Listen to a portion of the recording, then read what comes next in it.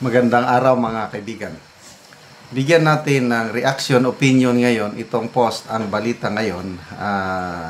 Panawagan ni Admiral Larry Gadon. Umapila sa taong bayan, nagmakaawa. Okay, Admiral Larry Gadon calls for unity.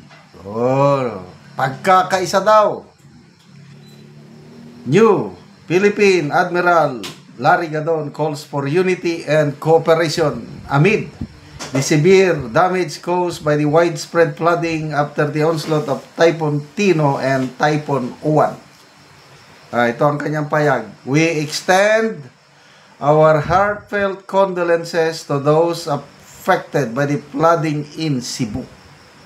In the midst of loss and grief, may hope, unity, and help from the community prevail. Ano bang maitulong yung mga salisalita nyo na yan? Baliwala yan. Tignan natin ang reaksyon ng taong bayan mamaya. According to him, citizens now need solidarity and care for each other more than ever, especially in the places that are completely devastated. According to him, the spirit of heroism will serve as a pillar to rise those affected by the tragedy. Tagalogin natin sabi niya, kami ay taus-pusong nakikiramay sa mga naapektuhan sa pagbaha sa Cebu. Sa gitna ng pagkawala at pagdadalamhati, naway manatili ang pag-asa, pagkakaisa at tulong mula sa komunidad. Okay, people who reacted. Admiral Gadon, sir, ilang tao ang naniwala sa iyo? Sana tignan nyo itong mga post na ito para malaman nyo kung ano kayo, sino kayo sa taong bayan. Nakikinig pa ba ang taong bayan sa iyo? Ito, 13,000 people who reacted, 10,000 ang tumatawa, 2,600 ang galit, 547 lang ang nag-like. So, anong percent? Wala pang 1% Admiral Larry Gadon ang naniniwala sa iyo. Maganda yung panawagan. Sino bang ayaw makipag-unite? Kaya lang, paano ka makipag-unite sa isang gobyerno na niluloko ka lang? Yun ang sentimento ng taong bayan. Kaya, kahit anong tawag nyo ng pagkakaisa, pasok dito, labas dito ang mga tingnan nyo.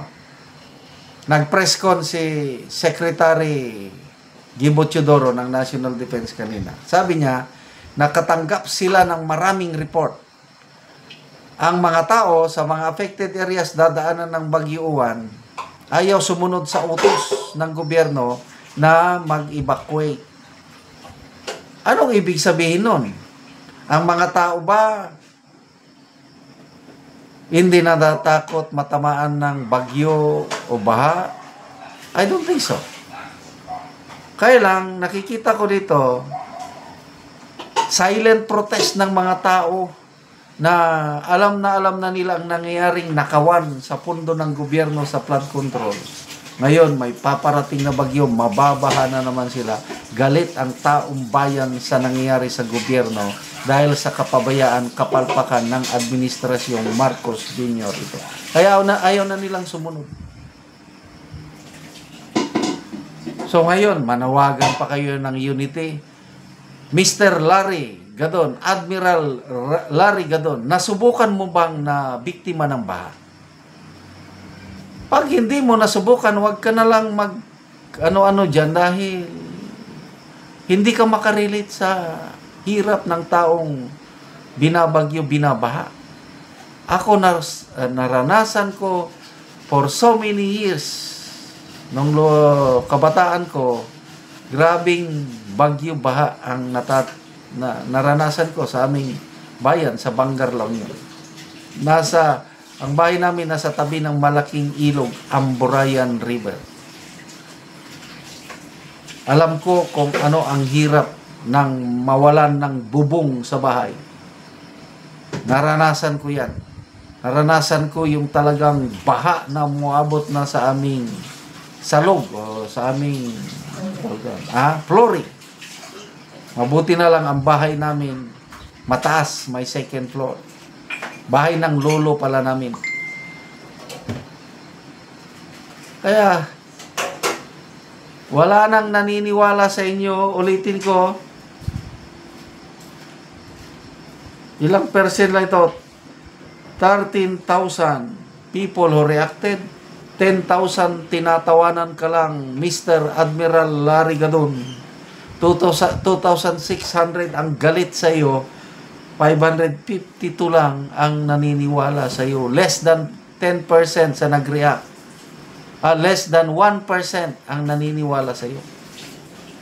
Ano pa? So, tignan natin itong mga comments. Nelson Jeris Kawili. Unity sa imong kigol. Ano ba ang kigol? Bisaya, kigol. Tata, Abogago, Larry Gadon. Nagmura na siya sa iyo. Rene Oriendo, Bobo. Norman Oribia, Unity to Bodol.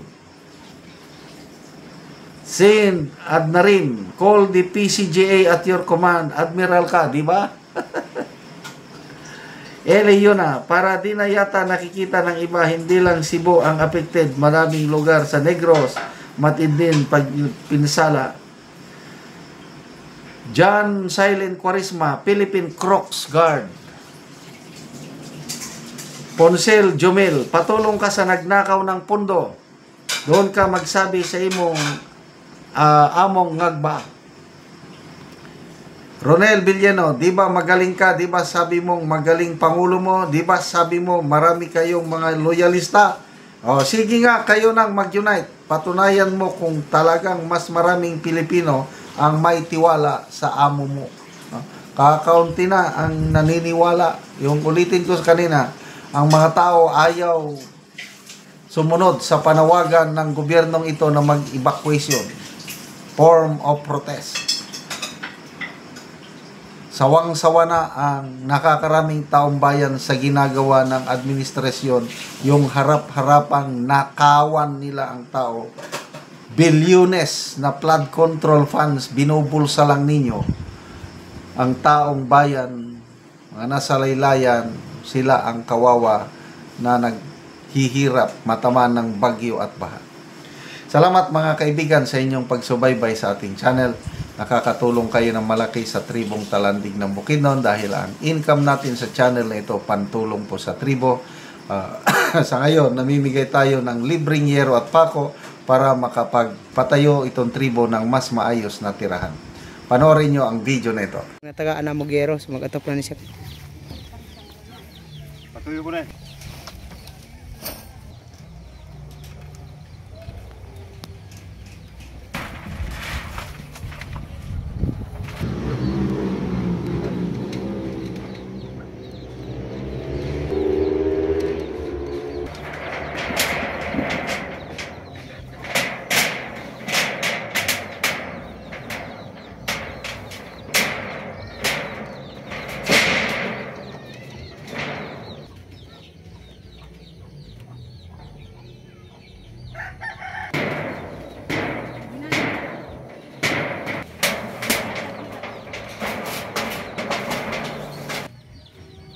Karon naman nagkit sa pag-atop, so may nagit siya nga atop kay kuha man naman.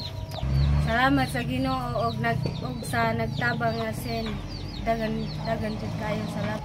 Dili na ko maulanan kay nakahuman ako og atop. So pila da imong anak? 2 ka buok. Tanan na naga-eskwela. Tanan naga-eskwela. Oo, so pila na da imong edad? 30. 30 na ka. So kuan gyud. Unsa da inyong panginabuhian, inyong trabaho sa imong bana? Ang trabaho sa akong bana magtanom og mais o mag-garden sa carrots. Ora. Lagi ba? Kay ang pag-garden kuan mangyapon usahay bagsak ang presyo. Sa jud. hinaot unta nga magpadayon ni nga tabang para daghan ang matabangan. So salamat kaayo. Salamat kaayo. So,